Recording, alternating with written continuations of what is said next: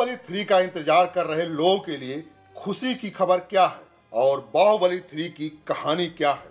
बाहुबली 3 में किस हीरोइन को कास्ट किया जा रहा है? मैं आपका स्वागत करता हूं बॉलीग्राज के फिल्मी गलियारे में। उस दिन महेशमती साम्राज्य के भाग्य का निर्णय होना था। कौन राजा बनेगा, कौन अपने समय के सबसे शक्तिशाली साम्राज्य को संभालेगा, इसका निर्णय लिया जाना था।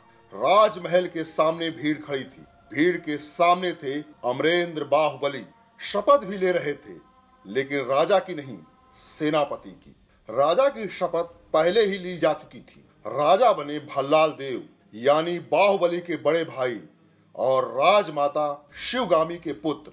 लेकिन भीड़ चाहती थी राजा अमरेंद्र बाहुबली बने। कोई और उन्हें स्वीकार नहीं था, बिल्कुल नहीं, किसी भी कीमत पर नहीं। लेकिन अब राजा भल्लाल देव थे। कानूनी रूप से राजमाता शिवगामी के दिए हुए वचन के अनुसार भी राजमहल के आंगन में एक ऊंचे मंच पर शपथ ली जा रही है। लेकिन भीड़ अपना नायक बहुत पहले ही चुन चुकी थी। तभी एक योद्धा शपथ लेने मंच पर आता है। एक लाइन बोलता है, अमरेंद्र बाहुबली, यानी कि मैं महेशमती की असंख्य प्रजा और उसके धन, मान और प्राण का रक्षक और महाराज भल्लाल देव की सर्व सेना का अध्यक्ष, निरंतर अपने कर्तव्यों का निर्वहन करते हुए मुझे अगर प्राण भी त्यागना पड़े तो संकोच नहीं करूंगा। राजमाता शिवगामी को साक्षी मानकर मैं ये शपथ लेता हूं। उसके बाद भीड़ का सब्र टूट जाता है। भीड़ से एक नारा उठता है, हमें चाहिए बाहुबली। बस समस्या इसी लाइन में है कि हमें चाहिए। ये समस्या केवल बाहुबली के चाहने वालों की नहीं है, स्पाइडरमैन के चाहने वालों की भी है, आयरन मैन के चाहने वालों की भी है। ये समस्या चिरकालिक है। बस समय बदल जाता है, जगह बदल जाती है, वस्तु बदल जाती है, लेकिन इच्छा नहीं बदलती। हमेशा और अधिक चाहने की इच्छा। इतिहास की कोख में जब पहले आदम की पहली सांस ने जन्म लिया था, उससे पहले ही एक चीज जन्म ले चुकी थी। वो चीज थी इच्छा। पहली सांस लेने की इच्छा। यूं करके आदमी की इच्छा खुद आदमी से बुजुर्ग है।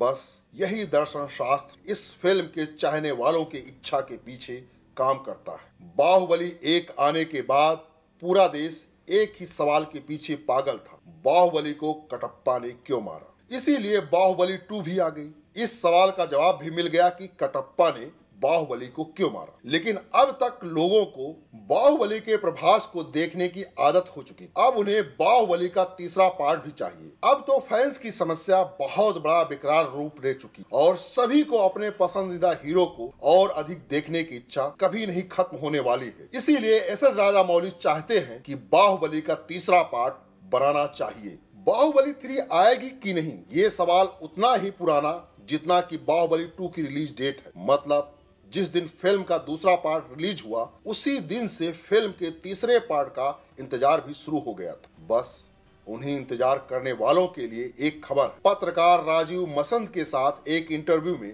प्रभास ने बाहुबली फिल्म को लेकर कुछ ऐसा कहा है कि बाहुबली 3 फिल्म आने के अनुमान लगाए जाने लगे। बाहुबली 3 फिल्म आएगी कि नहीं, इस सवाल पर प्रभास ने कहा, अगर राजामौली को बाहुबली का तीसरा भाग बनाना है तो इसके लिए उन्हें उत्साह दिखाना होगा। उन्होंने मुझे केवल 6 स्क्रिप्ट दी थी, शायद उनके पास कम से कम 10 से 14 स्क्रिप्ट है। बाहुबली 2 तक हम लोगों ने केवल 60% स्क्रिप्ट ही खत्म की। मुझे मालूम है कि राजामौली के दिमाग में बाहुबली 3 के स्क्रिप्ट पिछले 5 सालों से है, लेकिन मैं ये नहीं बता सकता हूँ कि बाहुबली 3 कब तक शुरू हो पाएगी। इस इंटरव्यू के बाद से ही दोबारा से चर्चा शुरू हो चुकी है कि शायद बाहुबली 3 आ सकती है। अब सोशल मीडिया पर यह इंटरव्यू वायरल हो रहा है और लोग लॉकडाउन में एस.एस. राजामौली को कह रहे हैं कि हमें बाहुबली 3 चाहिए। अब देखना यह दिलचस्प होगा कि क्या एस.एस. राजामौली बाहुबली 3 बनाएंगे।